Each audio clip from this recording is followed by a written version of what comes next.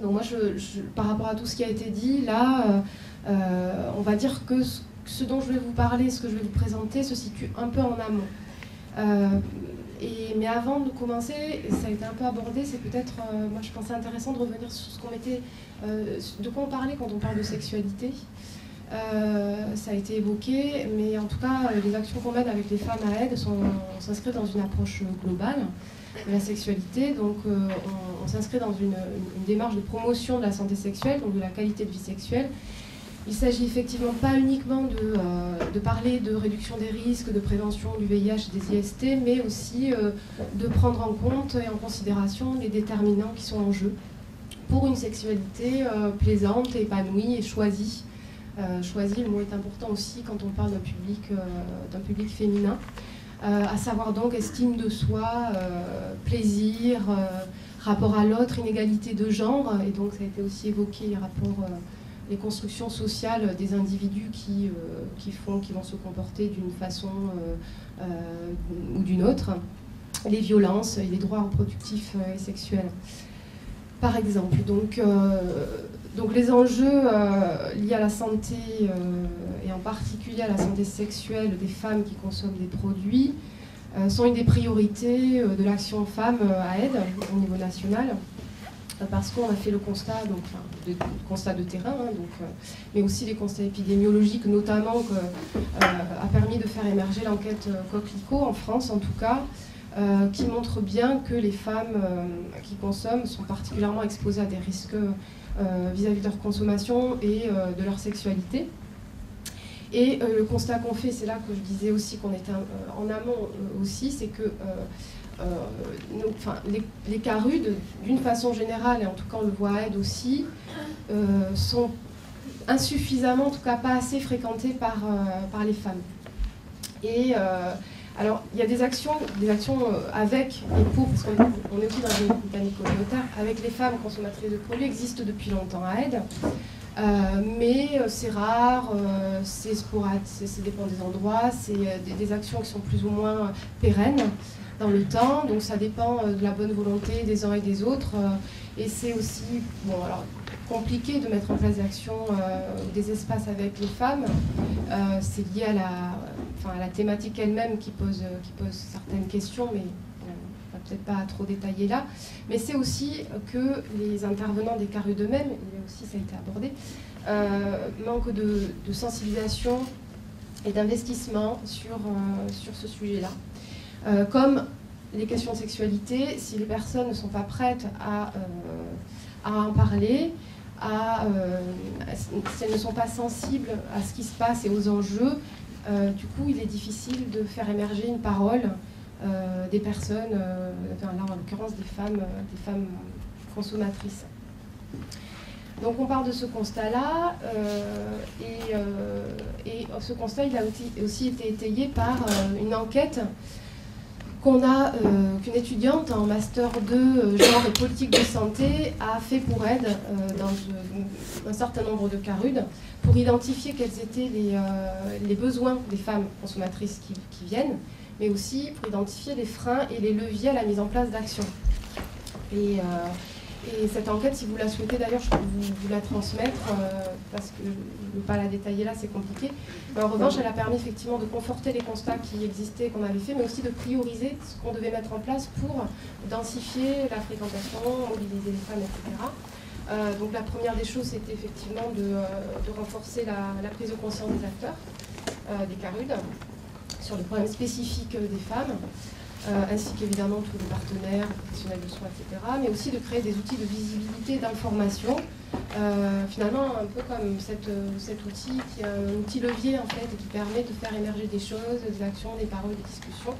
Donc vraiment la visibilité, là en l'occurrence du public féminin, et à la fois donc, pour que les femmes se sentent concernées et se sentent, on va dire entre guillemets, bienvenues quand elles vont dans un CARUD, qu'elles voient bien qu'elles ont leur place ici, mais aussi pour du coup sensibiliser les acteurs des CARUD, voilà, le fait de montrer qu'il y a effectivement des choses qui concernent les femmes en particulier, ça éveille une forme de prise de conscience, mais aussi pour les professionnels et les partenaires.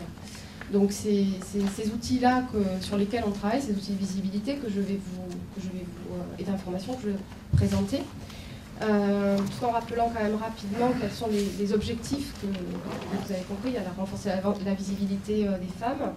Il y a aussi mobiliser les femmes dans les CARUD, donc parce que pour rester dans une approche communautaire, donc mobiliser à la fois celles qui viennent déjà et faire venir celles qui ne viennent pas. Voilà.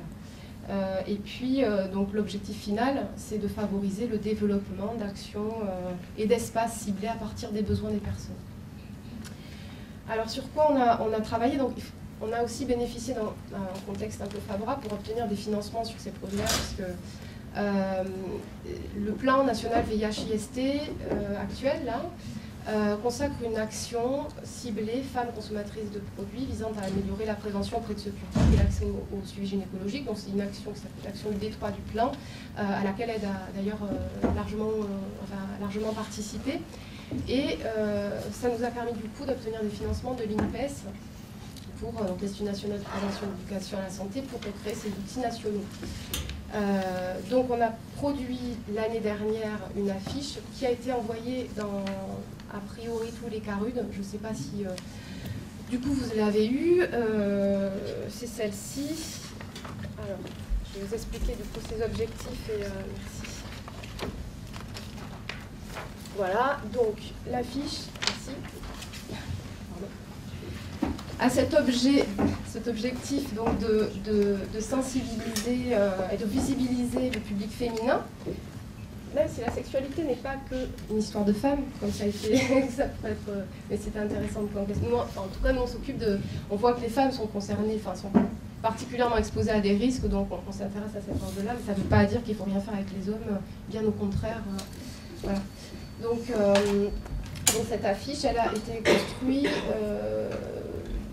de la façon la plus communautaire qu'on a pu mettre en place au moment où elle était élaborée. On avait un mois pour la construire. Donc on a travaillé avec un groupe d'acteurs, plutôt actrices, hein, parce que c'est ce qu'on va faire quand on parle des questions femmes. Donc des CARUD investis ou sensibilisés sur la thématique. On s'est mis d'accord donc sur les objectifs. Et puis en fait, après on a fait des allers-retours avec les femmes accueillies dans les CARUD qui disposent notamment de groupes femmes. Il y en a quelques-uns. On a donc échangé avec ces filles, validé les propositions qui étaient d'abord faites, elles les ont amendées, elles ont suggéré d'autres choses, etc. Et ce qui est assez fort dans ce projet, c'est qu'elles ont accepté de se rendre visibles et de se montrer en acceptant d'être photographiées. Et d'être donc diffusées, que leur image soit diffusée dans toute la France, bon, évidemment dans le milieu de la conso, puisque ça reste quand même cloisonné au CARUD, voire XAPA, etc.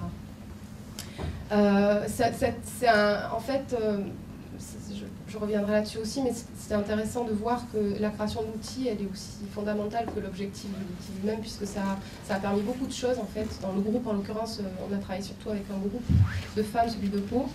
Ça a généré une dynamique assez forte et ça a aussi touché aux questions de l'estime de soi, parce que le fait de jouer les modèles, de poser, d'être entendu, écouté, de participer à un projet national, ça les a énormément boostés en fait. Voilà, donc ça c'était le premier outil du kit de visibilité, si on peut dire comme ça. Le deuxième étant la réalisation d'une brochure ciblée femmes consommatrices de produits, qui est en cours et qui doit être terminée d'ici la fin de l'année. Donc cette brochure, pareil, elle repose sur un recueil des besoins auprès des femmes concernées qui a été fait au printemps, et puis des allers-retours de textes qu'elle commente, qu'elle valide, etc. Et puis aussi des ateliers photos avec les femmes concernées qui vont illustrer en fait la brochure. Les photos issues de ces ateliers vont illustrer la brochure. Et donc cette brochure, elle a pour vocation d'aborder essentiellement les questions liées à la santé sexuelle en fait. Donc, mais en ciblant consommation de produits, parce qu'il existe déjà des documents on a essayé de ne pas faire doublon avec d'autres documents existants.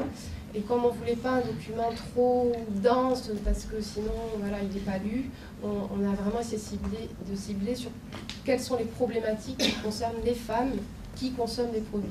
Bon, même si, évidemment, c'est assez difficile de cloisonner des choses comme ça. Mais, donc, on y parle de suivi gynécologique, de préservatif féminin, de libido, de rapport à l'autre, de violence, de maternité, évidemment, grossesse, d'être mère, de stigmatisation, beaucoup, parce que ça ressort de façon très poignante, en fait. Le fait d'être femme consommatrice de drogue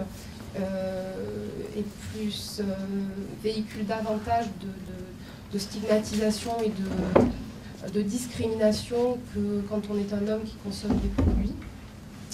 Et ça explique aussi pas mal de choses, et notamment qu'elles fréquentent moins les carouilles, en fait, parce qu'elles n'osent pas, elles ont peur de s'afficher ou de se voir retirer leurs enfants si elles en ont. Donc voilà où on en est. L'idée de ces outils étant donc de faire levier pour créer des espaces et des actions avec les femmes pour aborder des questions liées notamment à la sexualité si elles le souhaitent. Alors oui, dans certains endroits, les femmes parlent de leur sexualité, dans d'autres c'est moins évident. Ça dépend souvent effectivement de la disposition des acteurs, des carouilles, de comment ils se sentent eux-mêmes dans n'importe quelle action ayant trait à la sexualité. Si l'intervenant n'est pas prêt à entendre, l'émergence de la parole est compliquée. Donc c'est assez hétérogène, et l'idée c'est quand même que tout cela contribue à développer ce type d'espace, et ça dépend aussi de comment seront utilisés les outils, par les endroits où ils seront diffusés. C'est là que je trouvais très intéressant aussi le questionnement autour pour le préservatif féminin.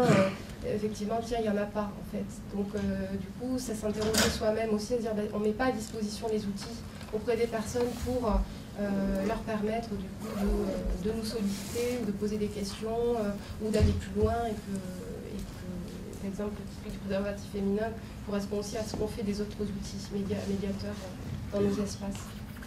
Voilà.